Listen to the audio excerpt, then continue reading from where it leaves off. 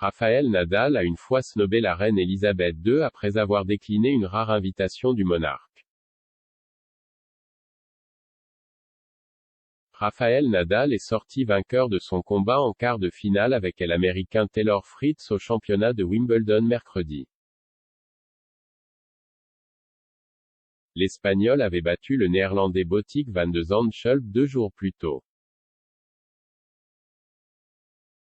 Il passera maintenant aux demi-finales, où il affrontera l'Australien Nick Kyrgios, le rapprochant un peu plus de sa 3e victoire à Wimbledon et de son 23e titre majeur en simple masculin.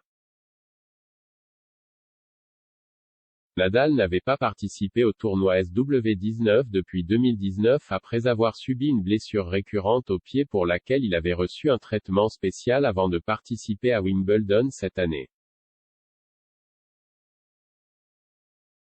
Actuellement classé 4e au monde, Nadal a mérité sa place au panthéon du tennis.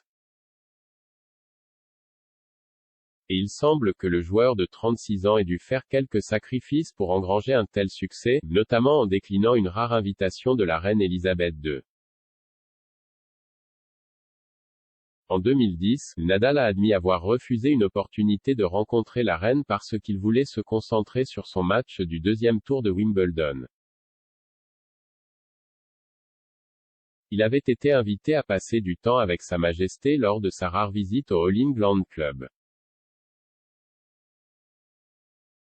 La reine n'a pas montré beaucoup d'intérêt pour le tennis, n'ayant assisté à Wimbledon que 4 fois, l'occasion marquant sa 4e et dernière visite au club, également la première fois qu'elle y assistait depuis 1977. Bien qu'il se soit vu offrir l'opportunité unique de sa vie, Nadal a décidé qu'il était trop risqué de perturber sa routine d'avant-match avant une bataille avec le Hollandais Robin Haase. Il craignait qu'il ne lui reste trop peu de temps pour se préparer à l'affrontement qui était prévu comme le dernier match de la journée, s'il rencontrait le monarque et jouait les matchs. À l'époque, Nadal a déclaré « C'était décevant pour moi mais le club de Wimbledon sait que j'ai mes routines avant le match. Je savais que ça allait être un match très difficile. J'ai dû m'entraîner à ce moment-là, donc c'était impossible pour moi, to meet the Queen. J'ai mes routines. Avant le match, c'est très difficile quand on ne sait pas quand on va jouer. Vous avez le 3e match mais si une blessure se produit là-bas, vous êtes sur le terrain avant. Je devais m'entraîner à ce moment-là, il m'était donc impossible de la rencontrer à ce moment-là. La star du tennis avait espéré que la reine resterait pour regarder son match, mais le souverain, alors âgé de 86 ans, est parti après avoir été témoin de la victoire du Britannique Andy Murray.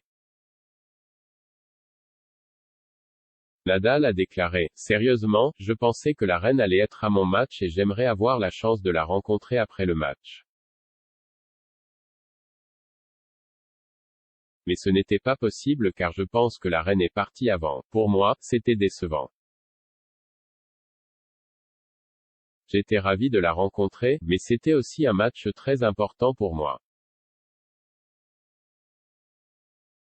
Il était catégorique sur le fait que son absence à l'heure du déjeuner n'était pas un manque de respect envers la reine car il devait faire ce que je pense être le mieux pour gagner le match. Il a semblé prendre la bonne décision, alors que l'Espagnol est sorti victorieux de sa bataille avec Robin Haase. Nadal a ensuite franchi les 3e et 4e tours en battant l'Allemand Philippe Petschner et le Français Paul-Henri Mathieu. Il a assuré sa place en demi-finale en remportant son match de quart de finale contre le Suédois Robin Söderling et s'est qualifié pour la finale après avoir battu Andy Murray. Et quelques jours plus tard, Nadal a remporté sa 2e victoire à Wimbledon en battant le Tchèque Tomáš Berdych 6-3, 7-5, 6-4 en finale. Maintenant qu'il est prêt à jouer les demi-finales du tournoi de cette année, il pourrait potentiellement jouer devant Kate, duchesse de Cambridge, qui a pris la relève en tant que mécène royale du All England Club en 2016. La duchesse est une joueuse de tennis passionnée et une supportrice, souvent aperçue dans la Royal Box du Center Court. Mardi, elle et son mari, le prince William, ont fait leur première apparition au championnat pour voir Cameron Norrie stimuler l'espoir d'une victoire britannique. En tant que royal patron, Kate devrait présenter les trophées des gagnants à la fin de la semaine.